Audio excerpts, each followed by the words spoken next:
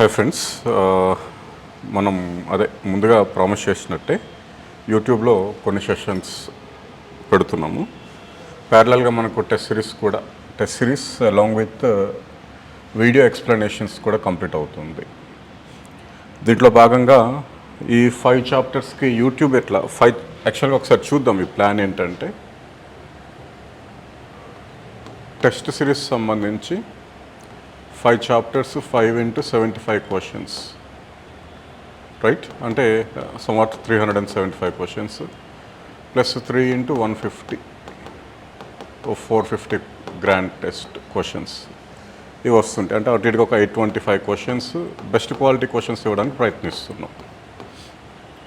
Video explanation నేనే చేస్తున్నా, monitoring కూడా చేస్తున్నాను ఈ విషయంలో. అండ్ యూట్యూబ్ యాజ్ ఇట్ ఈస్గా మనకు ఫస్ట్ చాప్టర్ ఏదైతే ఉందో chapter 1 technology missions S&T development, దీనికి సంబంధించి ఒక 9 వీడియోస్ వస్తాయి, ranging from 10 to 20 questions, right? దీంట్లో ఏమైనా ఒకటి ఇక్కడ ఉండొచ్చు, ఒకటి ఇక్కడ మన యూట్యూబ్లో ఉండకపోవచ్చు. And 2nd to 5th chapter, వీటికి సంబంధించి 4 చాప్టర్స్ కదా, 4 into 8 వీడియోస్ వస్తాయండి. ఒక్కొక్క వీడియోలో ఒక 15 to 20 క్వశ్చన్స్ ఉండొచ్చు. అంటే యూట్యూబ్లో కూడా మనకు ఒక 100+ క్వశ్చన్స్ ఫస్ట్ చాప్టర్ సంబంధించి అండ్ ఒక 200 క్వశ్చన్స్ వరకు సెకండ్ చాప్టర్ సంబంధించి కూడా అవైలబిలిటీలో ఉంచడానికి ప్లాన్ చేస్తాను. ఇది ప్లాన్, రైట్? యూట్యూబ్లో చాప్టర్ 1కి సంబంధించిన పాలసీ అనే టాపిక్ని కంప్లీట్ చేసాం యూట్యూబ్లో. అండ్ చాప్టర్ 2కి సంబంధించిన ఎనర్జీ మేనేజ్మెంట్ 1 అనే టాపిక్ని కూడా కంప్లీట్ చేసాం. 3rd ఎకోసిస్టమ్ బయోడైవర్సిటీ 1 కంప్లీట్ చేయడం కన్నా ముందు చాప్టర్ 1లోనే 2nd topic national missions and strategies సంబంధించి, నేషనల్ మిషన్స్ అండ్ స్ట్రాటజీస్ సంబంధించి క్వశ్చన్స్ ఇక్కడ డిస్కస్ చేయబోతున్నాను. ఆల్రెడీ టెస్ట్ సిరీస్ సంబంధించి ఈ 5 చాప్టర్స్ ఏవైతే ఉన్నాయో వాటిలో ప్రతి చాప్టర్లోనూ ఫస్ట్ 2 సెషన్స్ కంప్లీట్ చేశాను. అది డిసెంబర్ ఎండింగ్ కల్లా మిగతా సెషన్స్ అన్నీ కూడా కంప్లీట్ అయిపోతాయి. అంటే 1 day 2 days గ్యాప్తో ఒక్కొక్క సెషన్ అప్లోడ్ చేయడం జరుగుతుంది. చాలా స్పీడప్ అయిపోతుందండి ఇది, ఓకేనా? రైట్, ఎనీహౌ మనం ఈరోజు సెషన్ స్టార్ట్ చేద్దాం. ఇది కొంతమంది తెలుగులో రాస్తే ఇంగ్లీష్లో రాస్తే తెలుగు, అంటే ఒక క్వశ్చన్ ప్రిపేర్ చేయడానికే అది 30 to 40 minutes పడుతుంది నాకు. ఇంత బిజీ షెడ్యూల్లో ప్రామిస్ చేసాం కాబట్టి ఇస్తున్నాము, కొంచెం అడ్జస్ట్ అవ్వండి. స్టూడెంట్స్ ఇంకా మూడ్ని చేంజ్ చేసుకోండి. ఏమైనా అంటే మళ్ళీ వీడు తిడతాడు, వీడు ఏదో చేస్తాడని ఒక టాక్ తెప్పిస్తారు. కానీ 100లో 1 కాదు. ఇప్పుడు మీకు అర్థమవుతుందంటే 100లో 1 మీరు, అర్థమవుతుందా? అంటే ఒక పోస్ట్కి 100 సెలక్షన్స్ అయిపోయింది. ఇంకా మీరు ఆ స్థితిలో ఉంటే జాబ్ రావడం కష్టం. చాలా ఇన్నోవేటివ్గా ఉండాలి, చాలా ఎనలిటికల్గా ఉండాలి. అన్ని అంశాలు ఏమి ఒక బుక్ ఇచ్చేస్తుంది, అన్ని అంశాలు ఏమి ఒక మనకు కరెంట్ అఫైర్స్ సెషన్ ఇచ్చేస్తుంది, అన్ని అంశాలు ఏమి ఒక సిలబస్ క్లాసెస్ నుంచి వచ్చేస్తాయి, అన్ని అంశాలు ఏంటి ఒక ఫ్యాకల్టీ చెప్పేస్తాడు అనేది ఇంపాసిబుల్. అందులోనూ ఎస్ఎన్టీ అనేది చాలా డిజాస్టర్ సబ్జెక్ట్గానే ఉంది, క్లియర్. నేను మళ్ళీ మీకు చెప్తున్నాను, ఏపీ హిస్టరీ టార్గెట్ ఎక్కువగా పెట్టుకోండి. 65 to 70 బాగా తెచ్చుకోవచ్చు చదివితే. కొన్ని కన్ఫ్యూజన్స్ ఉంటాయి బుక్లో ఉన్న మిస్టేక్స్ వల్ల. అది ఏ విధంగా మరి సెటిల్ చేసుకుంటూ చూడండి. 2nd పాలిటీ కూడా బాగా కష్టపడితే అదొక 60+ స్కోర్ వచ్చే అవకాశం ఉంది. ఎకానమీ కొంచెం డైనమిక్స్ ఉన్న టాపిక్ కాబట్టి మనకు ఒక 50+ వచ్చే అవకాశం ఉంటుంది, నెగిటివ్ మార్క్స్ ఉన్నాయి కాబట్టి. ఎస్ఎన్టీలో 50 మార్క్స్ తెచ్చుకున్నారంటే విత్ నెగిటివ్ మార్క్స్ మీరు ఖచ్చితంగా ఫస్ట్ ర్యాంక్ మీదే, సబ్ రిజిస్టర్డ్ పోస్ట్ మీదే, అర్థమవుతుందా? కాబట్టి ఎస్ఎన్టీ ఈ 4 సబ్జెక్టులలో most dynamics, most variations, most models ఉన్న టాపిక్ కాబట్టి చాలా డిఫికల్ట్గా ఉంటుంది నేను అనుకోవటం. ఈవెన్ ఒక ఫ్యాకల్టీగా నేను ఇలా టైం రాసిన 75 బిట్స్లో 40 to 45 బిట్స్ పెట్టడం కష్టమై ఉండొచ్చు. ఎందుకంటే ఇప్పటివరకు ఏపీపీఎస్సీ సరళిని మనం అర్థం చేసుకుంటే అట్లా ఉంది. ఎక్కువగా కరెంట్ అఫైర్స్ అసోసియేటెడ్ స్టాండర్డ్ ఇచ్చే అవకాశం ఉంది. కాబట్టి భయపడొద్దు కొన్ని క్వశ్చన్స్ చూసి. ఇక్కడ నాకు టైం పడుతుంది ఆ క్వశ్చన్ తయారు చేసుకోవడానికి, మినిమం ఒక 25 to 30 minutes పడుతుంది. ఈ తయారు చేసే విధానంలో నేను తెలుగులో ఇస్తే పాపం వాళ్ళు గూగుల్ ట్రాన్స్లేట్లో కొట్టేస్తున్నారు ఇంగ్లీష్లో. అయినప్పటికీ నేను చూస్తున్నాను, నేను ఇంగ్లీష్లో ఇస్తే తెలుగులో కొడుతున్నారు. మాకు ఇంగ్లీష్లో కావాలి, మాకు తెలుగులో కావాలి, ఇట్లా విసిగిస్తే వాళ్ళు సపోర్ట్ చేయరు, నేను కూడా చేయను. ఓకే, ఏదైతే ఉందో దాంట్లో నీట్గా చూడండి, ఇంకా ఎలాబొరేటెడ్గా చదవండి, కాన్సెప్ట్ ఏంటో తెలుసుకోండి, ఇంకా డెప్త్గా వెళ్ళటానికి ప్రయత్నించండి. ఓకేనా? సరే, మరి ఇంకా ఎక్కువ సోది కూడా మాట్లాడడానికి వీల్లేదు కదా. Match the following programmes and respective fields of S&T. శాస్త్ర సాంకేతిక రంగానికి సంబంధించిన ఈ క్రింది కార్యక్రమాలను ఆయా రంగాలను జతపరచండి. మనం ఎస్ఎన్టీకి సంబంధించి సాధారణంగా చాప్టర్ 1లో 9 సబ్ టాపిక్స్ ఉన్నాయి. ఒకవేళ 15 క్వశ్చన్స్ వస్తాయి అనుకుంటే ఒక్కొక్క సబ్ టాపిక్ నుంచి 2-3 క్వశ్చన్స్ వచ్చే అవకాశం ఉంది. లేదా చాప్టర్ 1 నుంచి 25 క్వశ్చన్లు వస్తాయి అనుకుంటే ఒక్కొక్క సబ్ టాపిక్ నుంచి మనకు 3-4 క్వశ్చన్లు కూడా రావచ్చు. అట్లా చూసుకుంటే మనకు చాప్టర్ 1లో sub topic 1, sub topic 2 policies and మిషన్స్కి సంబంధించి ఒక 2 వెబ్సైట్స్ కీలకం అండి. అది DST, department of science and technology, and మనకు పర్సనల్ సైంటిఫిక్ అడ్వైజర్ పిఎస్ఏ. ఈ రెండు వెబ్సైట్స్ చాలా ఇంపార్టెంట్. వాటిలో ఉన్న అణువు కూడా మీరు శోధించాల్సి ఉంటుంది. దాని నుంచి వెలికి తీసిన బిట్టే ఇది. Okay, science for equity empowerment development అనేది మనకు దేనికి సంబంధించిందండి? Society capacity building programme. నేను చూపెడతా వెబ్సైట్లో, అది మీరు కొంచెం ఎలాబొరేటెడ్గా చదవాల్సి ఉంటుంది. Inspire, innovation in science pursuit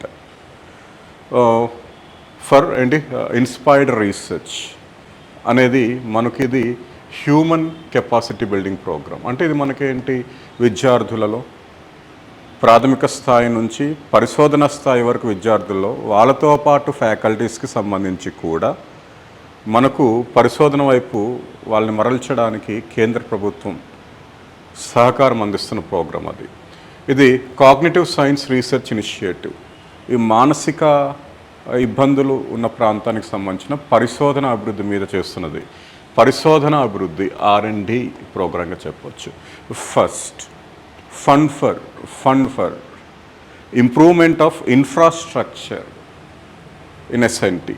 fund for improvement of infrastructure ఇది ఇన్స్టిట్యూషనల్ సంస్థల బలోపేతం కోసం ఏర్పాటు చేసిన స్కీమ్. ఈ స్కీమ్స్ మధ్యలో మనం మ్యాచ్ ద ఫాలోయింగ్ చేశాక దీంట్లో అంటే మీకు కొన్ని సందర్భాల్లో ఏపీపీఎస్సీలో కూడా ఈవెన్ మొన్న గ్రూప్ 2 ప్రిలిమ్స్లో చూస్తే ఈ హిస్టరీలో అంటే ఒకవేళ మ్యాచ్ ద ఫాలోయింగ్లో ABCDలో 1, 2, 3లో 3, 4లో ఈవెన్ జాగ్రఫీలో కొన్ని బిట్స్లో అంటే మొత్తం ఇలా ఇచ్చిన బిట్లలో ఒకటి అన్నిటికీ ఫుల్ ఫార్మ్స్, అన్నిటికీ లక్ష్యాలు తెలుసుకోవాల్సిన పని లేదు. ఒక్కటి పర్ఫెక్ట్ తెలిసినా కూడా ఆన్సర్ పెట్టే బిట్స్ మొన్న గ్రూప్ 2 ప్రిలిమ్స్లో కూడా ఇచ్చాడండి. ముఖ్యంగా హిస్టరీలో ఇచ్చాడు, కాస్త జాగ్రఫీలో కూడా ఇచ్చాడు. అట్లా సీడ్ ఒక్కటి తెలిసినా, ఏ ఒక్కటి తెలిసినా సరే మీరు ఆన్సర్ పెట్టచ్చు. సీడ్ సొసైటీ కెపాసిటీ బిల్డింగ్ ప్రోగ్రాంగా మనం తెలుసుకున్నాం. Okay, science for equity and empowerment అన్నాడు కాబట్టి మనం D అనేది చూసుకుంటే ఇక్కడ ఆన్సర్ తెలిసిపోతుంది.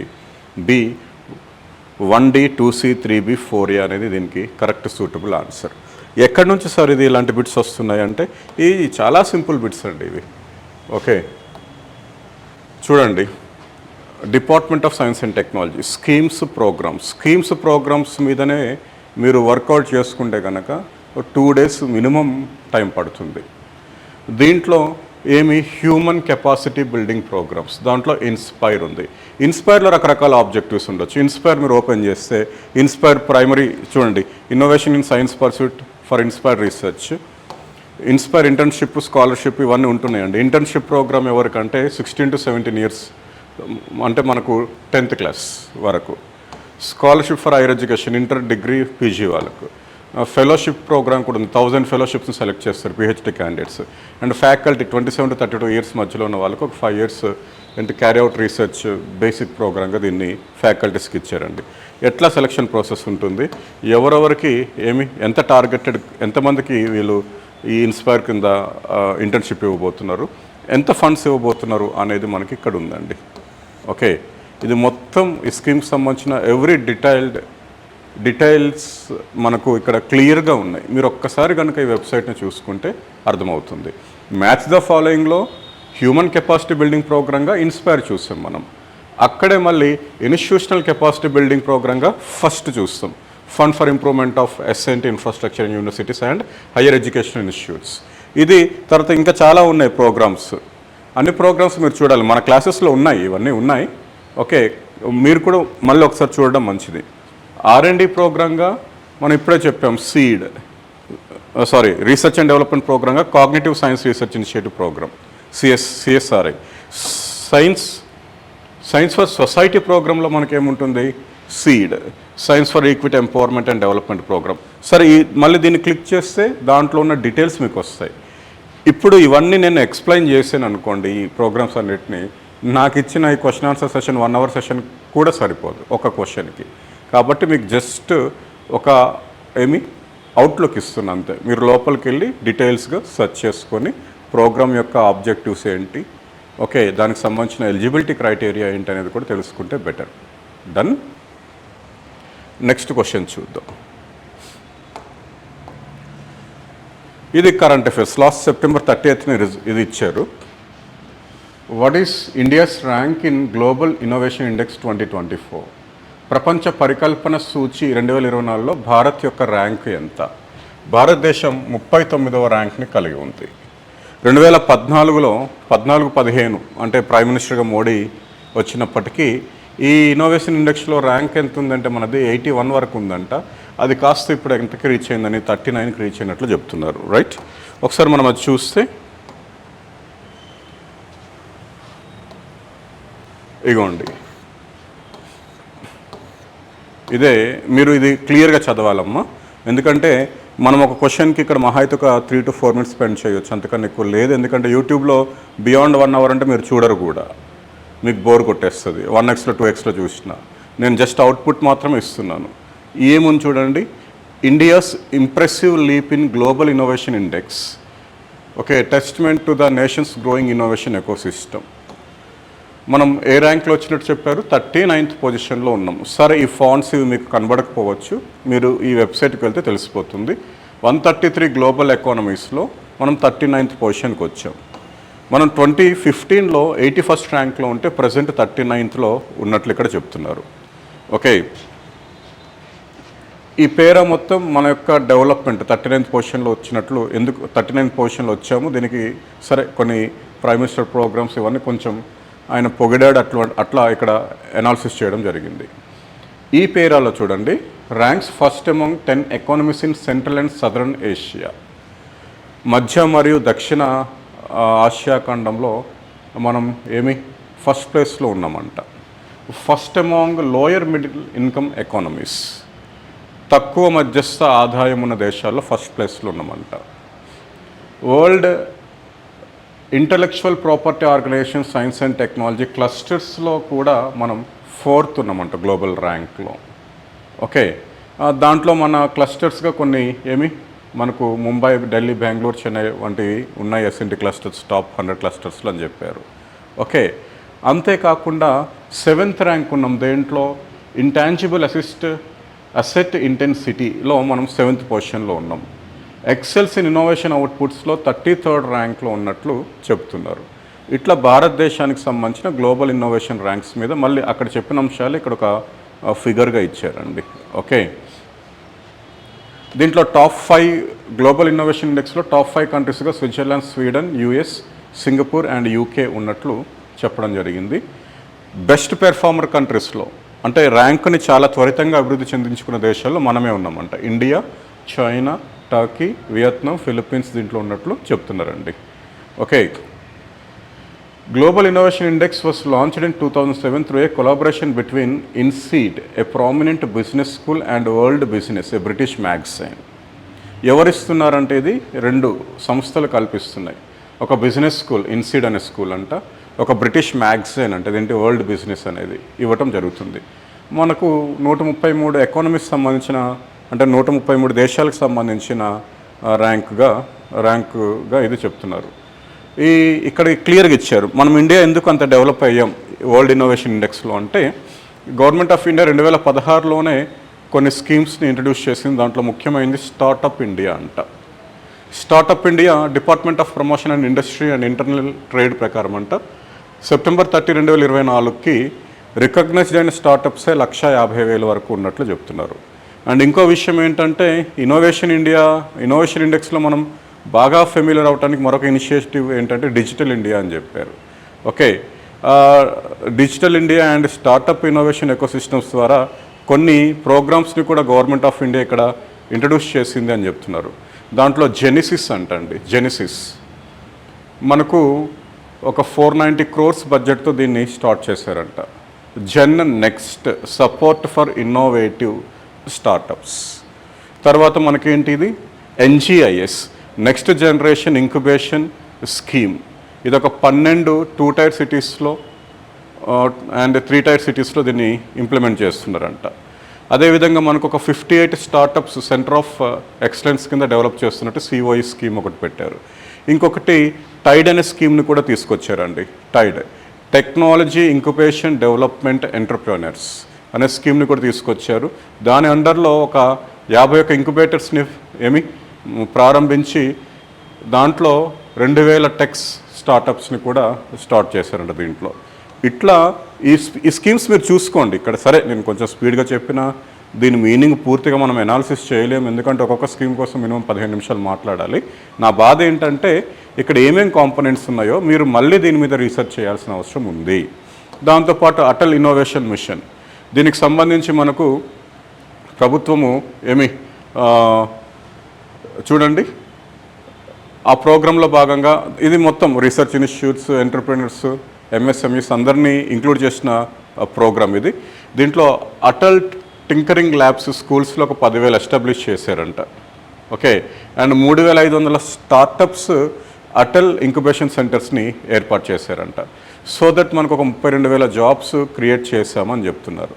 ఓకే, సేమ్ అక్కడ చెప్పుకున్నవన్నిటిని సమప్ చేస్తూ మళ్ళీ కంక్లూజన్లో మనకి ఇది గ్లోబల్ ఇన్నోవేషన్ ఇండెక్స్ సంబంధించి కొంత ఇన్ఫర్మేషన్ ఇవ్వడం జరిగింది.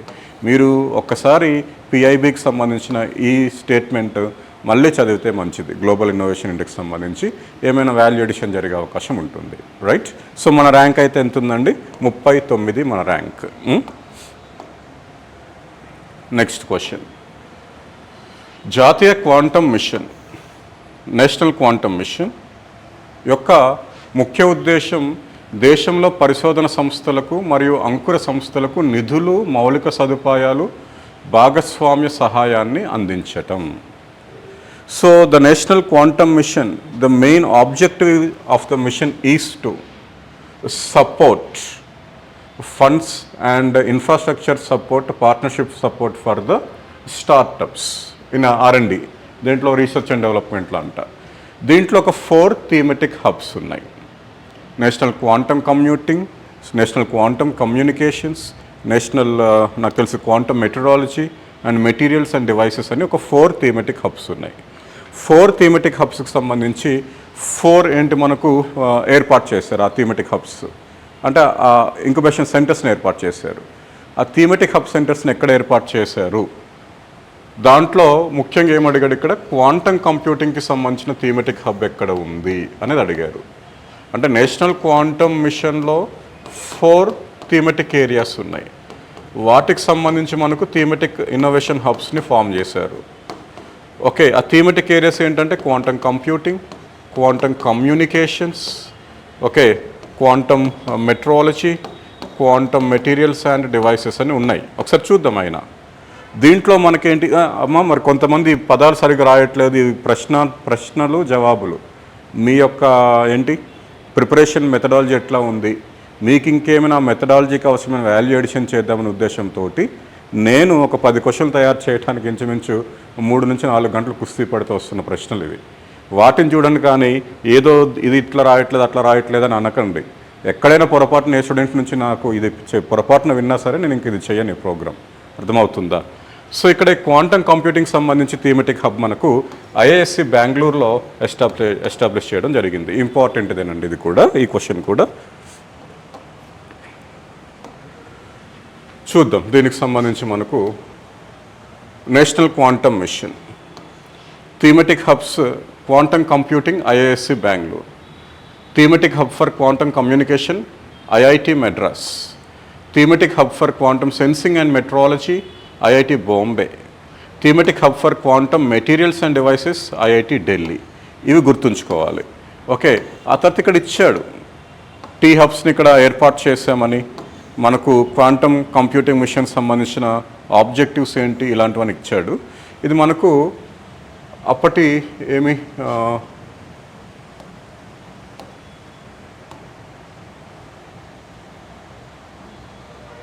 సారీ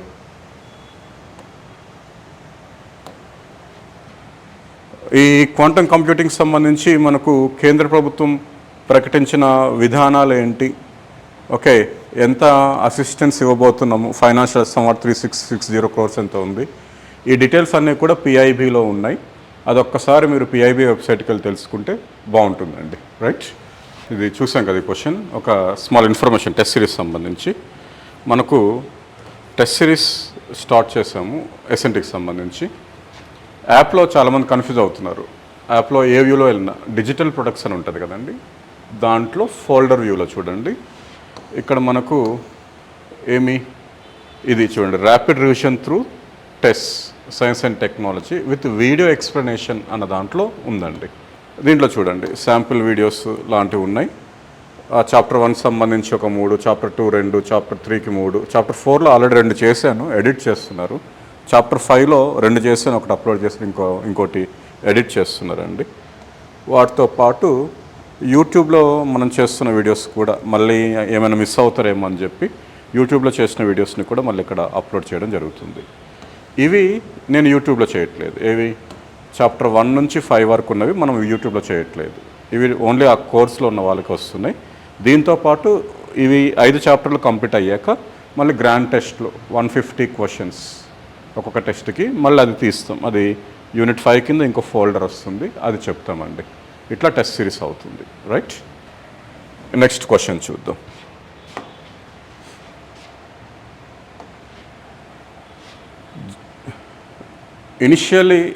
జాతీయ శీతోష్ణ స్థితి మార్పు ప్రణాళికలో 8 మిషన్స్ తొలుత చేర్చడం జరిగింది.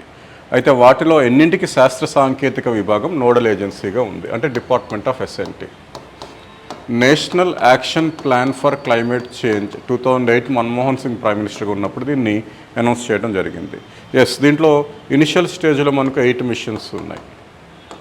ఓకే, దీంట్లో ఎన్ని మిషన్స్కు డిఎస్టీ అనేది నోడల్ ఏజెన్సీగా ఉంది అని అడిగారు ఇక్కడ question. Okay, so out of 8 missions DST is nodal agency and it is responsible for the implementation and coordination agency. అర్థమైందా? చూద్దాం ఒకసారి.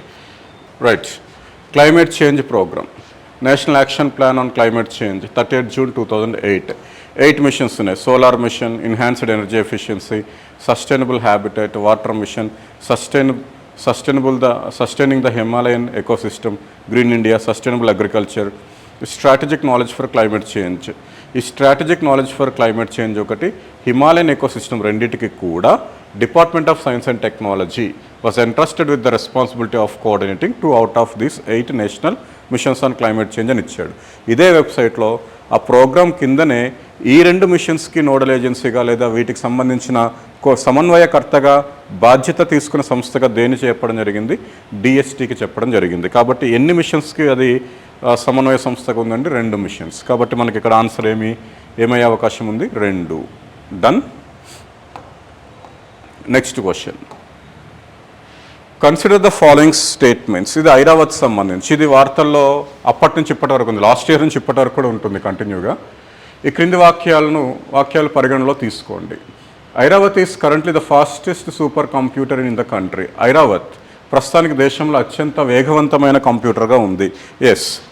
ఏఐ అంటే ఇక్కడ స్టేట్మెంట్లో ఏఐ కంప్యూటర్ అని చెప్పాలి, ఆర్టిఫిషియల్ ఇంటెలిజెన్స్ బేస్డ్ కంప్యూటర్.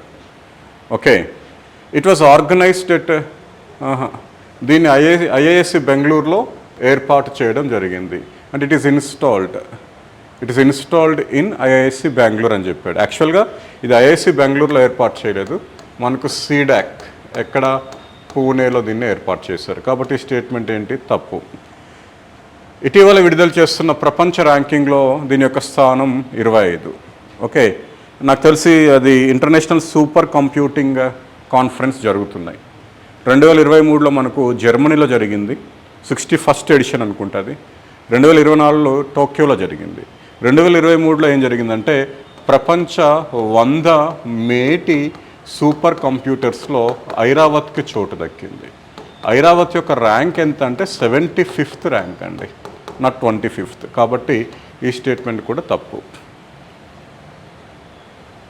దీని యొక్క నిర్మాణంలో ప్రధాన పాత్ర పోషించిన సంస్థ సీడాక్. సీడాక్లో ఇది ఉంది, కానీ దీని యొక్క మ్యానుఫ్యాక్చరర్గా మాత్రం నెట్వెబ్ టెక్నాలజీస్ ఉంది. Netweb technologies manufacturer Netweb, but ఇది ఇన్స్టాల్డ్ ఇన్ సీడాక్. సీడాక్లోనే ఉంది ఇది. ఓకే, కానీ దీన్ని తయారు చేసిన ప్రధాన సంస్థ ఏంటంటే Netweb technologies, net web technologies. కాబట్టి ఒకటే స్టేట్మెంట్, అది కూడా పైన ఒక్క స్టేట్మెంటే కరెక్ట్. అన్నీ అంటే ఈ క్వశ్చన్ కూడా వీళ్ళు చూడండి, ఈ క్రింది వాటిలో పైన చెప్పబడిన వాక్యాల్లో ఏవి సరైనవని మార్పు ఉండాలి, తొందరలో వాళ్ళు ఇవ్వలేదు. అన్నీ సరైనవి తప్పు, 1 ఓన్లీ, 1 ఒక్కటి మాత్రమే సరైంది అని ఇక్కడ మనం తెలుసుకోవాలి. సరే, దీనికి సంబంధించిన ఇన్ఫర్మేషన్ మనకు పిఐబిలోనో లేదా ఆయా వెబ్సైట్స్లోనో కూడా ఇచ్చుండే అవకాశం ఉంటుంది. ఇగోండి, ఇది సీడాక్ వెబ్సైట్లో ఉంది. సీడాక్ మనకి ఎక్కడ పూణేలో ఉందండి. ఇది centre for development of advanced computing. ఇది మనకు ఎక్కడ పూణేలో ఉంది. చూడండి, India's AI super computer Airavat makes it to the list of world's 100 most powerful. Okay, జర్మనీలో జరిగిన ఇంటర్నేషనల్ సూపర్ కంప్యూటింగ్ కాన్ఫరెన్స్లో దీన్ని అనౌన్స్ చేశారంట. ఇది మనకు ఎక్కడ ఇన్స్టాల్ చేశారు? సీడాక్ పూణేలో దీన్ని ఇన్స్టాల్ చేయడం జరిగింది. ఓకే, దీని యొక్క స్పీడ్ ఎంత ఉందంటే 13,117 టెరాఫ్లాప్స్. అంటే ఇంచుమించు ఇది మనకు 5 to 6 పెటాఫ్లాప్స్ మధ్యలో ఉండే అవకాశం ఉంది. ఓకే, ఇది చూడండి, Airawat manufacturer is new net web technologies. ఐరావత్ని తయారు చేసిన సంస్థ, దాని నిర్మాణదారుడు ఎవరంట? Net web. ఇన్స్టాల్ చేసింది ఐఐఎస్సి బెంగళూరా కాదు, సీడాక్ పూణే. ఎన్నో ర్యాంక్ వచ్చింది? 75th ర్యాంక్ వచ్చింది.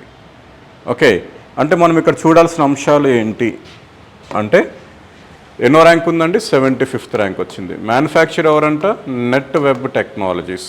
ఎక్కడ ఇన్స్టాల్ చేశారు? ఐఐఎస్సి కాదు, సీడాక్ పూణే. మరి ఏమి అంటే, ప్రజెంట్ ఇప్పటికున్న కంప్యూటర్స్లో, సూపర్ కంప్యూటర్స్లో స్పీడెస్ట్ కంప్యూటర్గా మనం దేన్ని చెప్పొచ్చు అంటే, మనం ఐరావత్ని చెప్పొచ్చు. ఓకేనా?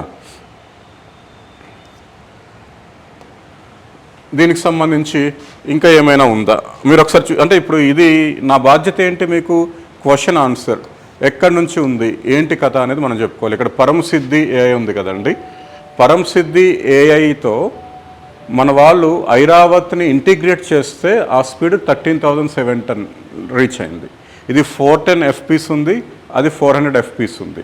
కాబట్టి పొరపాటున ఐరావత్ స్థానంలో ఐరావత్ని అడగకుండా పరంసిద్ధి AI అని ఇచ్చుంటే కనుక ఇది కూడా కరెక్ట్ అయ్యే అవకాశం ఉంది. అర్థమైందా? ఐరావత్ లేని సమక్షంలో ఏమి మనకు సూపర్ కంప్యూటర్గా ఉంటుందంటే పరంసిద్ధి AI. ఇది కూడా సీడాక్లోనే ఉంది. ఓకేనా? ఎన్విడియా తయారు చేసిందంట దాన్ని. ఇక్కడ ఇచ్చారు చూడండి, Airavat installed at C-DAC Pune has been ranked 75th. ఇది మనం చెప్పుకున్నారు. సరే, ఇది మినిస్టర్ ఆఫ్ మనకు ఎలక్ట్రానిక్స్ ఇన్ఫర్మేషన్ టెక్నాలజీకి సంబంధించిన మినిస్టర్ ఏదో చెప్పాడని. ఓకే, తర్వాత సీడాక్ సెక్రటరీస్, ప్రెసిడెంట్స్ వీళ్ళు కూడా ఏవో మాట్లాడారని చెప్పారు. దీన్ని దేంతో ఇంటిగ్రేట్ చేస్తున్నారు? పరంసిద్ధి AIతో ఇంటిగ్రేట్ చేస్తున్నారు. అది 210 పెటాఫ్లాప్స్ ఉంటే ఇది 200 పెటాఫ్లాప్స్ ఉంది. ఏది మనకు ఏదండి? ఐరావత్. రెండింటిని ఇంటిగ్రేట్ చేస్తే అది ఓవరాల్గా 410 AI పెటాఫ్లాప్స్కి రీచ్ అవుతుంది. సో కొన్ని సందర్భాల్లో పరంసిద్ధి AI ఇచ్చినప్పుడు అదే కరెక్ట్ అవుతుంది, ఐరావత్ ఇచ్చినప్పుడు ఐరావత్ కరెక్ట్ అవుతుంది. రెండు ఇచ్చినప్పుడు ఏంటంటే మనం ఐరావత్ అనే చెప్పాలి. అర్థమవుతుందా? రెండు ఆప్షన్స్లో ఉండవు, రెండిట్లో ఏదో ఒకటి ఉంటే ఆ ఐరావత్ కానీ పరంసిద్ధి AI కానీ కరెక్ట్ అయ్యే అవకాశం ఉంది. మ్యానుఫ్యాక్చరర్ ఏమో నెట్వెబ్ టెక్నాలజీస్, ఇన్స్టాలేషన్ అంటే సీడాక్. ఓకే, అండ్ ఇది మొన్న మనకేంటి ఇంటర్నేషనల్ సూపర్ కంప్యూటింగ్ సమ్మిట్లో మనకి ఇది 75th ర్యాంక్ రావటం అనేది జరిగింది. Right, thank you. నెక్స్ట్ చూద్దామండి. Consider the following sentences with reference to the National Mission on Interdisciplinary Cyber Physical Systems. Interdisciplinary cyber physical systems సంబంధించిన ఈ క్రింది అంశాలను పరిశీలించండి అని అడిగాడు. చూద్దాం ఏముంది. కేంద్ర ప్రభుత్వం ఈ మిషన్ 2018లో కరెక్టే. క్వాంటమ్ మిషన్ కాదు, దీన్నే 2018లో ఆమోదించింది. క్వాంటమ్ మిషన్ 2015లో ఆమోదించింది. 5 సంవత్సరాల లక్ష్యంగా 3660 కోట్లతో ప్రకటించడం జరిగింది. 100% కరెక్ట్. నోడల్ ఏజెన్సీగా ఎవరున్నారంటే డిఎస్టీనే ఉంది. Under the mission 25 hubs have been set up related to the technologies like AI, IoT, robotics etcetera. ఈ మిషన్ కింద ఇప్పటివరకు 25 టెక్నాలజికల్ హబ్స్ని ఏర్పాటు చేశారు. ఆ హబ్స్ దేనికి సంబంధించినవి అంటే artificial intelligence, internet of things, mining technology, ఇట్లా అవన్నీ కూడా ఉన్నాయి. In connection with this machine the second workshop at national level was organised in 2023 at IIT Delhi. ఈ మిషన్కి సంబంధించిన జాతీయ స్థాయిలో రెండో వర్క్షాప్ ఐఐటి ఢిల్లీలోనే మనకు 2023లో దాన్ని కండక్ట్ చేయడం జరిగింది. ఇది కూడా 100% కరెక్టే. ISRO chairman Somnath was the main speaker, అంటే ప్రధాన వక్తగా ఈ రెండో వర్క్షాప్లో ఇస్రో చైర్మన్ వచ్చాడని ఇక్కడ చెప్పారు. ఇస్రో చైర్మన్ కాదండి, అప్పటి నీతి ఆయోగ్ మెంబర్ వికే సారస్వత్ వచ్చాడు. నీతి ఆయోగ్ ఎస్ఎన్టీకి సంబంధించిన మెంబర్ అనమాట. వికే సారస్వత్ ప్రధాన వక్తగా ఉన్నాడు. కాబట్టి 3 స్టేట్మెంట్స్ కరెక్ట్.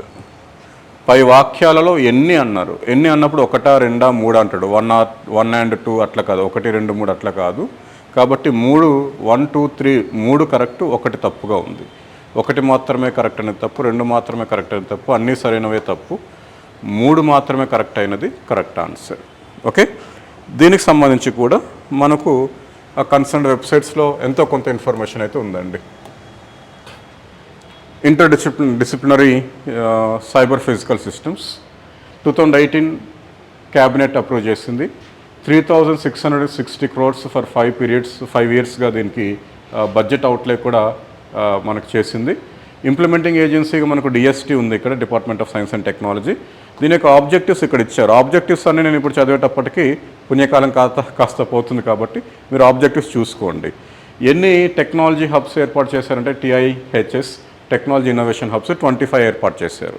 25 హబ్స్ ఏ రంగానికి సంబంధించినవంటే చూడండి, ఒకటి ఇంటర్నెట్ ఆఫ్ ఎవ్రీథింగ్ ఉందంటే, ఒకటి artificial intelligence and machine learning, ఒకటి డేటా బ్యాంక్స్, డేటా సర్వీసెస్, ఒకటి robotics, autonomous systems, cyber security and cyber security for physical infrastructure, ఇట్లా ఉన్నాయి. ఇక్కడ ఏమైనా మన ఏపీకి సంబంధించి ఏదైనా ఉంది అని అంటే అది కూడా ఏపీ తెలంగాణకు సంబంధించి ఉన్నవి కూడా అడిగే అవకాశం ఉంది. ఏపీ తిరుపతి ఐఐటి దీంట్లో భాగస్వామ్యంగా ఉందండి. పొజిషనింగ్ అండ్ ప్రెసిషన్ టెక్నాలజీస్ అనే అంశానికి సంబంధించిన టెక్నాలజీ ఇన్నోవేషన్ హబ్ ఎక్కడ ఏర్పాటు చేశారంటే మనకు ఇండియన్ ఇన్స్టిట్యూట్ ఆఫ్ టెక్నాలజీ తిరుపతిలో ఏర్పాటు చేయడం జరిగింది. ఓకే, ఇది మనం గుర్తుంచుకోవాలి. ఇంకా లేటెస్ట్ ఇన్ఫర్మేషన్ కోసం మనం ఎలాగా పిఐబిని చూస్తాం కాబట్టి ఇక్కడ మనకు సెకండ్ వర్క్షాప్ జరిగింది. దాన్ని ఏమంటున్నామంటే మనం technology innovation in cyber physical systems tips అని అంటాం. ఓకే, ఈ సెకండ్ వర్క్షాప్ సంబంధించి మనకు ఎవరు ప్రధాన వక్తగా అటెండ్ అయ్యారంటే వికే సారస్వత్. ఇది ఎక్కడ కండక్ట్ చేయడం జరిగిందంటే మనకు ఢిల్లీలో, ఐఐటి ఢిల్లీలో కండక్ట్ చేశారు. ఏప్రిల్ 6 to 8 జరిగింది ఇది 2023లో. ఓకేనా, ఇది మనకు దేనికి సంబంధించిన ఇన్ఫర్మేషన్ అండి. నేషనల్ సైబర్ ఫిజికల్ సిస్టమ్స్ సంబంధించిన కొంత ఇన్ఫర్మేషన్. ఇది కూడా ఇంపార్టెంటే, చూసుకోండి, ఖచ్చితంగా వచ్చే అవకాశం ఉంటుంది. Right, next question. డిఎస్టీ యొక్క అంతర్జాతీయ సమన్వయ కేంద్రం ప్రస్తుతానికి ఎన్ని దేశాలతో ద్వైపాక్షిక జాతీయ శాస్త్ర సాంకేతిక కేంద్రాలను నిర్వహిస్తున్నది? ద్వైపాక్షిక కాదు, అంటే రెండు పక్షాలని అర్థం. ఓకే, అంటే మనకు డిఎస్టీకి సంబంధించిన ఇంటర్నేషనల్ కోఆర్డినేషన్ సెంటర్స్ మనకు ఎన్ని ఇంటర్నేషనల్ కోఆర్డినేషన్ సెంటర్స్ అని అంటాం. ఎన్ని దేశాలతో ఉంది అంతర్జాతీయ పరిశోధనల్ని పెంచుకోవటం కోసం, సమన్వయం చేయటం కోసం. అంటే మనకు ప్రస్తుతానికైతే 3 దేశాలతో ఉన్నట్లు ఉందండి. నాకు తెలిసి యుఎస్ ఒకటి, ఫ్రాన్స్ ఒకటి అండ్ జర్మనీ ఒకటి. ఈ 3 దేశాలకు సంబంధించిన ఇంటర్నేషనల్ కోఆర్డినేషన్ సెంటర్స్ని మనకు డిఎస్టీ సమన్వయకర్తగా, ఇండియా తరపున సమన్వయకర్తగా ఉంది. అంతర్జాతీయ పరిశోధనల్లో భారతదేశం తరపున శాస్త్ర సాంకేతిక రంగాల్లో సమన్వయం చేయడానికి 3 దేశాలతో మనకు అంతర్జాతీయ సమన్వయ కేంద్రాలను ఏర్పాటు చేయడం జరిగింది. ఎక్కడ ఉంటున్నాయి సార్ ఇలాంటి, ఇది ఎక్కడ పడతారు ఏంటంటే, నేను పట్టడానికి ఏం లేదు, అక్కడ అన్నీ అదే వెబ్సైట్స్లో ఉన్నాయి. ఇంటర్నేషనల్ ఎస్ఎన్టీ కోఆపరేషన్ మొత్తం చదవలేము మనము, మొత్తం ఇప్పుడు చదవడానికి అవ్వదు. ఇక్కడ ఫైనల్గా చూడండి, the international coordination division currently supports 3 binational SNT centers, which are independent entities established under intergovernmental arrangements with France, US and Germany. అంటే ఎన్ని దేశాలతో మనకు అంతర్జాతీయ శాస్త్ర సాంకేతిక సమన్వయ కేంద్రాలు ఉన్నాయని అడిగే అవకాశం ఉంది. 3 దేశాలు, యుఎస్, ఫ్రాన్స్, జర్మనీ సంబంధించి ఉన్నాయి. క్లియర్? అది ఆ వెబ్సైట్లోనే ఉంది. అవి చదవాల్సింది, చూసుకోవాల్సిన బాధ్యత మీ మీదనే ఎక్కువగా ఉంటుంది. ఓకే, బై ఇంటర్నేషనల్ అనాలి. ఓకే, దాన్ని ట్రూ ట్రాన్స్లేషన్లో ద్వైపాక్షిక అని వచ్చేసింది. వాట్ ఆర్ సైఫ్, సతి, స్తుతి, సుప్రీం రిలేటెడ్ టు అనునవి దేనికి సంబంధించినది? ఇంతకుముందు జనరల్ స్టడీస్ పేపర్లో కనుక ఇలాంటివి ఉంటే ఇవేవో పథకాలని చెప్పుకుంటాం మనం. ఎస్ఎన్టీలో ఉన్నాయి కాబట్టి ఏదో కొంచెం ఆలోచించేటప్పుడు చూద్దాం. ఫస్ట్ ఏంటి? శాస్త్ర సాంకేతిక రంగానికి సంబంధించిన జాతీయ మిషన్లు అంట, national machines in science and technology. కాదు అంటే ఆన్సర్ మనం తెలుసు కాబట్టి కాదని చెప్పేస్తే అక్కడ కన్ఫ్యూజ్ అవుతారు కూడా.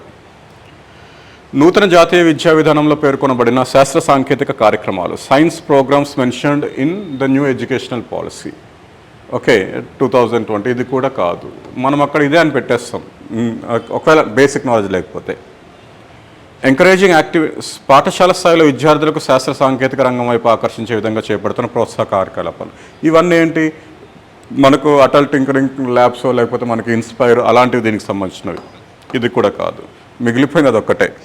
శాస్త్ర సాంకేతిక రంగానికి సంబంధించి సంస్థల సామర్థ్యాల అభివృద్ధికి సహాయం అందిస్తున్న కార్యక్రమాలు. అన్నిట్లో ఈ ఉంది అయి ఉంది కామన్, చూసుకోండి. అంటే సంస్థల సామర్థ్యాల అభివృద్ధి అంటే ఇన్స్టిట్యూషనల్ కెపాసిటీ బిల్డింగ్స్ ప్రోగ్రామ్ అనమాట. ఇది కూడా ఇంతకుముందు మనం చెప్పుకున్న వాటిలోనే ఉంది, రైట్?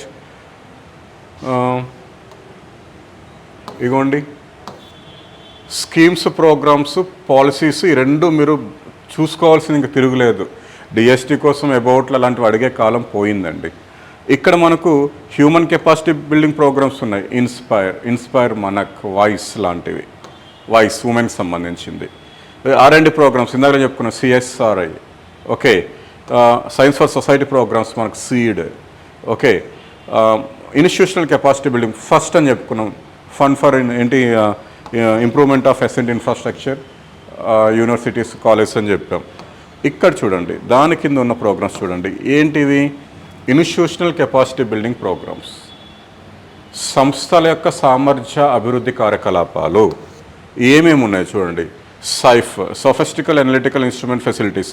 ఈ వివరణ కూడా ఇచ్చాను నేను, ఈ వివరణ కూడా క్లాసెస్లో చెప్పాను. ఓకే, సతి, sophisticated analytical technical help institute, అక్కడ టెక్నికల్ లేదు, ఇక్కడ టెక్నికల్ ఉంది. స్తుతి, సుప్రీం. ఓకే, ఇవన్నీ మనకు దేనికి సంబంధించినవండి, ఏ ప్రోగ్రామ్స్ అని చెప్తున్నాం ఇక్కడ క్లియర్గా మనకు డిఎస్టీ వెబ్సైట్లోనే ఉంది. ఇన్స్టిట్యూషనల్ కెపాసిటీ బిల్డింగ్ ప్రోగ్రామ్స్, సంస్థలు, శాస్త్ర సాంకేతిక సంస్థలకు సంబంధించిన సామర్థ్య అభివృద్ధి కార్యక్రమాలుగా వీటిని చెప్పాల్సి వస్తుంది. మీరు మళ్ళీ ఇవి చదవాలండి, ఇవి ఖచ్చితంగా చదవాలి. చదివి ఒకదానికి మధ్యలో ఉన్న డిఫరెన్స్ ఏంటో కూడా తెలుసుకుంటే ఇంకొంతమేర మనకు బాగుంటుంది. నేనైతే క్లాస్ చెప్పినప్పుడు ఈ స్కీమ్కి సంబంధించి డీటెయిల్స్లో కూడా వెళ్ళడం జరిగింది. వీలుంటే చూడండి, లేదంటే ఇట్లా మీరు ఇప్పుడైనా తెలుసుకోవడానికి ప్రయత్నించండి. నెక్స్ట్ క్వశ్చన్ చూద్దాం. అది ఇందాక చెప్పాను కదా, మనకు హ్యూమన్ కెపాసిటీ బిల్డింగ్ ప్రోగ్రామ్స్ అని, దాంట్లో భాగంగా ఉమెన్కి సంబంధించిన ప్రోగ్రామ్స్ ఇవన్నీ కూడా. శాస్త్ర సాంకేతిక రంగానికి సంబంధించి పరిశోధనలు పెంచడానికి, ఆ వాతావరణం కల్పించడానికి, ఆ మౌలిక సదుపాయాల ఏర్పాటుకై మహిళా విద్యా సంస్థలకు సహాయం అందించే కార్యక్రమం ఏది? మహిళలకు వేరు, మహిళా శాస్త్రవేత్తలకు వేరు, మహిళా శాస్త్రవేత్తల్లో 60 రిటైర్ అయిన వాళ్ళకు వేరు, ప్రస్తుతం ఉన్న వాళ్ళకు వేరు. ఇట్లా రకరకాల కార్యక్రమాలు ఉన్నాయి. విదూషి ఆల్రెడీ 60+ ఏజ్లో ఉన్న వాళ్ళు అభివృద్ధి చెందించుకోవడానికి. ఓకే, కొన్ని ఏంటంటే ఫారిన్ విదేశాల్లో ప్రయోగాలు, పరిశోధనలు పెంచడానికి అట్లా ఉంది. ఇక్కడ ఏంటి? Which programme provides assistance to women's educational institutions for setting of infrastructure, research support. Women educational ఇన్స్టిట్యూషన్స్కి సపోర్ట్ చేస్తున్న ప్రోగ్రామ్ ఇవన్నీ ఉమెన్ ప్రోగ్రామ్సే. ఉమెన్ ఎట్ ఎస్ఎన్టీ అనే ప్రోగ్రామ్స్. దీంట్లో ఉమెన్ ఎడ్యుకేషనల్ ఇన్స్టిట్యూట్ సపోర్ట్ చేస్తున్న ప్రోగ్రామ్ ఏంటంటే క్యూరీ. ఏంటమ్మా? క్యూరీ. చూద్దాం ఏం చూడాలి. మళ్ళీ అదే website. Women in science and engineering Kiran, వాయిస్ Kiran. Women in science and engineering వాయిస్. చూడండి దీంట్లో ఏమేం ప్రోగ్రామ్స్ ఉన్నాయో. అక్కడ మనం డిస్కస్ చేసిన వాటిలో ఏమున్నాయి చూడమ్మా. వింగ్స్ అని ఉంది. Wings programme provides opportunities to Indian women scientist to undertake research in the international research labs. అంటే వింగ్స్ అనేది అంతర్జాతీయ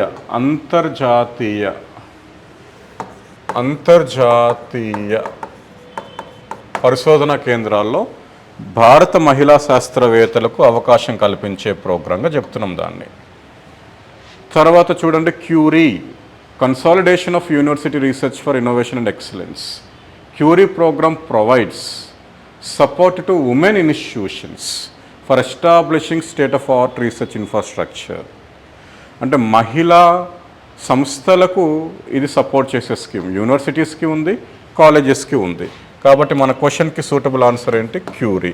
సరే, మిగతావి ఏమి ఉన్నాయి అవి కూడా ఒకసారి చూద్దాం. ఏదో చిన్న మిస్టేక్ క్వశ్చన్లో కనబడుతున్నట్లు నాకు అనిపిస్తుంది.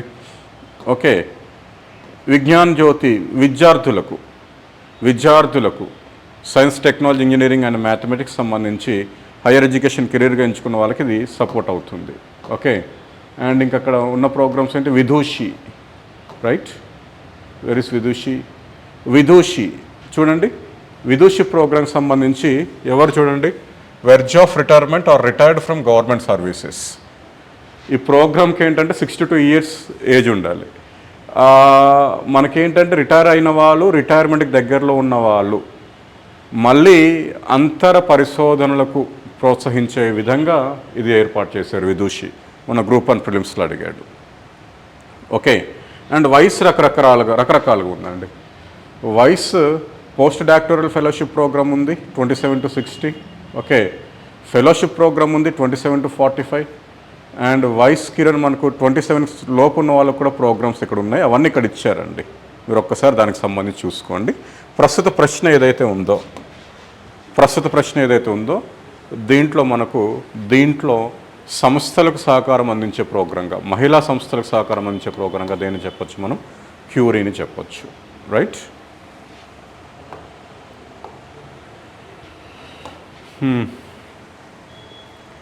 National action plan for climate చేంజ్కి సంబంధించి క్రింది విషయాలను పరిగణించండి. Consider the following statements regarding NAPCC. NAPCC still has 8 missions. ఎన్ఏపిసిసిలో ఇప్పటికీ కూడా 8 మిషన్లు కలవు. యాక్చువల్గా 8 మిషన్లతో ప్రారంభించారు, 8 ఉన్నాయి. మొన్న 2021లో ఇంకోటి చేర్చారు. ఏంటంటే national action plan for climate change for human health అని ఒకటి స్టార్ట్ చేశారండి. Human health. కాబట్టి ఆ సంఖ్య ప్రస్తుతానికి 9కి అయ్యాయి. ఈ విషయము 99% ఎవరికి తెలియదు. అర్థమవుతుందా? ఈవెన్ నాకు కూడా తెలిసి ఉండకపోవచ్చు. మీకు చెప్పడానికి రకరకాలుగా రీసెర్చ్ చేయటము, ఇంటరాక్షన్ మేధావులతో. ఒకరిద్దరు స్టూడెంట్స్ కూడా, ఫ్యాకల్టీస్ కన్నా స్టూడెంట్స్ చాలా తెలివైన వాళ్ళు. ఎందుకంటే 4 సబ్జెక్టులు చదవాలి, 4 రకాలుగా ఇన్ఫర్మేషన్ కలెక్ట్ చేస్తారు, 4 వెబ్సైట్స్ చూస్తారు. మీకు అర్థమవుతుందా? అలా స్టూడెంట్స్ ద్వారా కూడా మేము కొంత తెలుసుకుంటున్నాం, ప్రత్యక్షంగా ఉన్న స్టూడెంట్స్ తోటి. అర్థమైందా? సో ఇక్కడ national action plan for climate చేంజ్లో ఇప్పటి వరకు మనకు ఎన్ని మిషన్స్ ఉండేవి? ఇంతకుముందు వరకు 8 ఉండేవి. మనకి కొత్తగా హ్యూమన్ హెల్త్ మీద కూడా ఒక మిషన్ని ప్రారంభించడం జరిగింది. కాబట్టి ఈ స్టేట్మెంట్ తప్పు. ఇది మీరు తప్పు అనే ఎగ్జామ్లో కనుక్కోవడానికి ఇంచుమించు పాసిబిలిటీ ఉండదు. National water mission has 6 objectives. ఇక్కడ ఏంటంటే ఏదైనా స్పెసిఫిక్గా ఏదైనా ఇస్తే ఈ ఆబ్జెక్టివ్ ఇట్లా ఉంది అని అంటే ఏమైనా ఆలోచించవచ్చు, కానీ ఇలాంటివి ఉన్నప్పుడు డౌటేనండి. యాక్చువల్గా 5 ఆబ్జెక్టివ్స్ ఉన్నాయి దాంట్లో. ఓకే, ఏది నేషనల్ వాటర్ మిషన్లో మనకు గోల్స్, లక్ష్యాలను ఇచ్చాను నేను. యాక్చువల్గా తెలుగులో లక్ష్యాలు 5. ఓకే, చూద్దాం. గోల్స్ మనకి ఎన్నున్నాయని చెప్తున్నానండి? 5. ఏమేమి ఉన్నాయి? Comprehensive water data base in public domain, ప్రజా డొమైన్లో ఉంచాలి ఆ డేటా అనేది. Assessment of the impact climate change on water resources, promotion of citizen and state actions for water conservation, increasing water use efficiency by 20%, promotion of basin level integrated water resources management. దీంట్లో ఈ percentage కూడా ప్రశ్నగా రావచ్చు ఫ్యూచర్లో. మీకు అర్థమవుతుందా? So national water machine ఏదైతే national action plan for climate change ఉందో దాంట్లో మనకు 5 గోల్స్ ఉన్నాయండి. కానీ ఇక్కడ వీడిచ్చింది 6 అని ఇచ్చాడు, కాబట్టి తప్పు. వీడంటే నేనే. Okay. Govind Vallabh Pant Himalayan environmental research institute is responsible for implementation and coordinator of NMSHE. National action plan for climate చేంజ్లో national mission for sustainable Himalayan environment అనేది ఒక మిషన్గా ఉంది, రైట్? 8 మిషన్లు. దానికి DST ఉంది సమన్వయకర్తగా. గోవింద్ వల్లభ్ పంత్ ఇన్స్టిట్యూట్ లేదు. ఇంతకుముందు అదే చెప్పుకున్నాం మనం. ఏది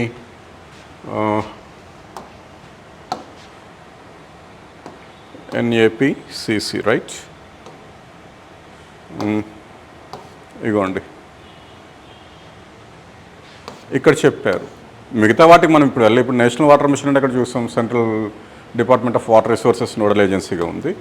national mission for sustaining Himalayan ఎకోసిస్టమ్కి నోడల్ ఏజెన్సీగా ఎవరున్నారండి? DSTనే ఉంది. Govind Vallabh Pant Himalayan environmental research institute లేదు. కాబట్టి మనకు ఈ స్టేట్మెంట్ ఏంటి? తప్పు. నేషనల్ మిషన్ ఫర్ సస్టైనబుల్ అగ్రికల్చర్లో 4 భాగాలు కలవు. కాంపోనెంట్స్ ఎన్ని ఉన్నాయి అని అన్నాడు. అంటే 5 ఉన్నాయంట, అక్కడ 4 లేవు. ఇది రేపు ఎగ్జామ్లో నేను కూడా కన్ఫ్యూజ్ అయిపోతాను ఆ టైంలో. ఓకే, ఇక్కడ ఇచ్చాడు చూడండి. ఆబ్జెక్టివ్స్ ఏంటి, స్ట్రాటజీ ఏంటి, కాంపోనెంట్స్ ఏంటి, స్ట్రక్చర్ ఏంటి. సో వైల్ క్లికింగ్ కాంపోనెంట్స్ మనకి ఎన్ని అవుతున్నాయండి? 5. రైన్ఫెడ్ ఏరియా డెవలప్మెంట్ కాంపోనెంట్ ఒకటి, okay. Submission on agro forest ఒకటి, బ్యాంబూ మిషన్ ఒకటి, ఓకే. ఇది సాయిల్ హెల్త్ మేనేజ్మెంట్ ఒకటి, CC climate change and sustainable agriculture ఏదో ఒకటి. ఇట్లా 5 కాంపోనెంట్స్ ఉన్నాయంట దీంట్లో. అర్థమవుతుందా? కాబట్టి మీరు అవన్నీ చదవాలి. దాంట్లో ఉన్న ఆబ్జెక్టివ్స్ ఏంటి తెలుసుకోవాలి. చాలా వ్యాస్ట్దండి సబ్జెక్టు. అర్థమైందా? నేను కొన్ని సందర్భాల్లో జాగ్రఫీయే గ్రూప్ 1 అలాంటివి చెప్పేటప్పుడు, ఎస్పెషల్లీ TGPS వాళ్ళకు గ్రూప్ 1 మెయిన్స్ చెప్పినప్పుడు భయపడిపోయేవాడిని. మనకి గ్రూప్ 2కి ఏంటంటే క్లియర్ కట్గా సిలబస్ ఇచ్చాడు, ఇది చదవాలి చదవాలని. అయినా సిలబస్ దాటి కూడా ఒక 3-4 ప్రశ్నలు ఇచ్చాడు. అర్థమవుతుందా? ఎంతో కష్టపడ్డాం, పెద్ద సంస్థల మీద చెప్పాం. ఇప్పుడు ఏదో మరి ఏమొచ్చిందేమో కానీ ఒక సంస్థ నాకు మళ్ళీ అవకాశం ఇవ్వలేదు. సరే, నాకు కూడా చాలా చెప్తున్నందుకు అక్కడ రోజుకి ఒక 2 గంటల క్లాస్ ఇచ్చి మిగతా అంత కాలయాపన జరిగేది. సరే, నాకు చాలా నేమ్ తెచ్చింది. మరి ఏ కారణాలో కూడా తెలియదు. నాకు ఏమాత్రం బాధ అయితే లేదు, కానీ ఈ ట్రిప్కి నన్ను పిలవలేదు. అలాగే నేనేం బాధపడను. నాకు ఉన్న స్ట్రెంత్ నాకు తెలుసు, నాకున్న సంస్థలు నాకు తెలుసు. ఇవి లేకపోయినా మీకు తెలిసిందే, ఆల్రెడీ 7-8 గవర్నమెంట్ జాబ్స్ వదులుకున్నా, ప్రస్తుతం ఎక్కడో చేస్తున్నాను. ఓకే, లేదు గట్టిగా కూర్చుంటే ఒక 6-7 నెలలు నాది కాదనుకుంటే ఇంకో జాబ్ ఏదని కొట్టుకోవచ్చు. ఆ నమ్మకం నా మీద నాకు ఉంది.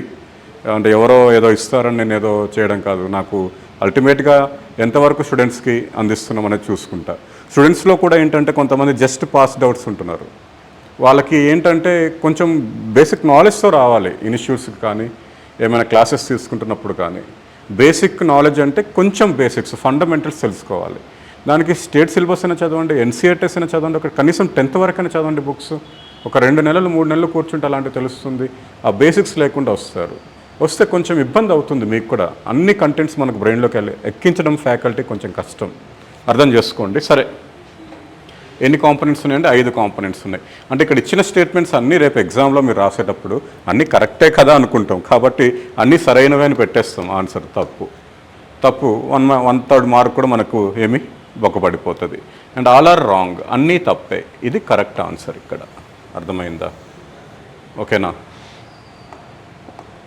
డన్. దీంట్లో మనం 10 క్వశ్చన్స్ ఈరోజు డిస్కస్ చేశాను. ఇది పార్ట్ 1గా ఉంది. నేషనల్ స్ట్రాటజీస్ అండ్ మిషన్స్ సంబంధించి నేషనల్ అన్నాడు కాబట్టి స్టేట్కి సంబంధించి ప్రస్తావించలేదు. నేషనల్ స్ట్రాటజీస్ అండ్ మిషన్స్ అన్నాడు కాబట్టి మళ్ళీ మీరు అడగవచ్చు, స్టేట్ నేషన్లో భాగం అంటే ఆడి దృష్టి అలా లేదు, నేనేం చేయలేను కూడా. ఇంకా దీనికి ఇంకో 10 or 15 క్వశ్చన్స్ పార్ట్ 2గా చెప్తాను. Depends on Rohit sir. అది ఇక్కడ పెట్టమంటే ఇక్కడ, లేదంటే టెస్ట్ సిరీస్లో అడిషనల్ కాంపోనెంట్గా యాడ్ చేయమని దాంట్లో యాడ్ చేయడానికి ప్రయత్నిస్తాను. టెస్ట్ సిరీస్ అంటే test series including video explanation ఒకటి నడుస్తుంది. ఆల్మోస్ట్ 10 వీడియోస్ చేయటం జరిగింది. ఓకేనా? అండ్ థ్యాంక్ యూ అండి. మీకు మళ్ళీ చెప్తున్నాను, SNT చదవండి, కానీ SNT కోసం గంటల తరబడి టైం అయితే వేస్ట్ చేసుకోకండి. మీకు హెవీ స్కోరింగ్ సబ్జెక్ట్స్ ఈ 4కి ఒకటే ఇంపార్టెన్స్ ఇస్తే మంచిదే, రైట్? కానీ 4లో హై ప్రయారిటీ ఇవ్వాల్సింది AP హిస్టరీ. ఎందుకంటే 75కి మంచి నాలెడ్జ్ గడిస్తే మీరు 70 మార్కులు తెచ్చుకోవడానికి కూడా స్కోప్ ఉన్న సబ్జెక్ట్ అది. చిన్న చిన్న వస్తాయి, ఎందుకంటే చాలా సందర్భాల్లో ఒకటే బిరుదు ఇద్దరు ముగ్గురికి ఉండటం, ఒక బుక్లో ఏమో ఒక ఒక ఇన్స్క్రిప్షన్ వీడు రాశాడు, ఇంకో బుక్లో ఎవడో రాశాడని ఉండటం. కొంచెం మంచి బుక్ ఏదో మీరు కొంచెం సీనియర్స్కి కానీ ఎక్స్పర్ట్స్కి కానీ అడిగి తెలుసుకోవడం లాంటివి చేయాలి. తర్వాత పాలిటీ కరెంట్ ఇష్యూస్ని చూస్తూ ఉండాలి. అండ్ మనకు ఏపీపీఎస్సీ ఇప్పటివరకు ఇచ్చిన అన్ని బిట్స్ కూడా మనకు బుక్ మనకేంటి లక్ష్మీకాంత్ సార్ బుక్ ఏదైతే ఉందో దాన్ని బియాండ్ వెళ్ళట్లేదండి. అయితే దాంట్లో కూడా చాలా డీప్గా అడుగుతున్నాడు. ఒక పేజీలో 3 ప్రశ్నలు అడిగాడు, 3 ప్రశ్నలకి 3 తప్పు చేసి వచ్చారు మన ఆస్పిరెంట్స్. అంటే దాన్నే చాలా డెప్త్గా, చాలా అనలిటికల్గా, ఎంతో సబ్జెక్ట్ ఎక్స్ప్లోర్ చేయకపోతే కనుక రాయలేం. అలా అడుగుతున్నాడు. కొన్ని క్వశ్చన్ పేపర్స్లో కాంటెంపరీ ఇష్యూస్ని కూడా ప్రస్తావిస్తున్నాడు. ఇక ఈ 2 ఉన్నాయి. ఎకానమీ ఏంటంటే మనకు ఎకనామిక్ సర్వే ఒకటి, సోషియో ఎకనామిక్ అవుట్లుక్స్ ఒకటి, అగ్రికల్చర్ స్టాటిస్టిక్స్ రిపోర్ట్ ఒకటి, ఓకే, లేదా మనకు స్టాటిస్టికల్ అబ్స్ట్రాక్ట్ ఒకటి.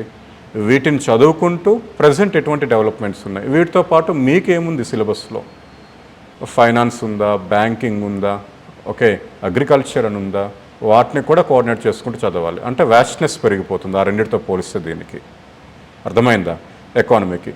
అందుకే ఏం చెప్తున్నాను, ఇది ఎకానమీలో కూడా ఒక 50 మార్కులు దాటడం అనేది కష్టం, చాలా కష్టంగా ఉండే అవకాశం ఉంది. ఇంకా ఎస్ఎన్టీకి వచ్చేటప్పటికి ఎంత చెప్పు ఏదో ఒకటి ఉంటుంది. ఓకే, ఇప్పుడు ఓన్లీ నేషనల్ మిషన్సే మనం చూసుకుంటే, స్ట్రాటజీస్ ప్రోగ్రామ్స్ చూసుకుంటే 30, 40, 50 వస్తూనే ఉంటున్నాయి. దానికి సంబంధించి కరెంట్ డెవలప్మెంట్స్ కూడా ఉంటున్నాయి. ఏ కోణంలో ఏది అడుగుతాడో కూడా చెప్పలేకపోతున్నాం. 4గిట్లో తక్కువ స్కోర్ ఉన్న సబ్జెక్టు, తక్కువ స్కోర్ చేయగలిగిన సబ్జెక్ట్ ఏది ఎస్ఎన్టీ. ఎక్కువ స్కోర్ ఉన్నవి పేపర్ 1 అండ్ పేపర్ 2. ఆ రెండింటిని ఏంటంటే 100% స్కోర్ చేయడానికి ప్రయత్నించండి. అలాగని వీటిని నెగ్లెక్ట్ చేయకండి. వీటిలో ఏంటంటే కరెంట్ అఫైర్స్ని చూసుకోవాలి. Standard parts economy 50-50, polity 60-40, AP history complete standard పార్టే. అర్థమవుతుందా? ఎస్ఎన్టీ ఏంటి స్టాండర్డ్ 30, కరెంట్ అఫైర్స్ ఒక 70 వరకు ఉంటున్నాయి. వాటిని మేనేజ్ చేసుకుంటూ వెళ్ళండి. ఓకేనా? థ్యాంక్ యూ అమ్మ.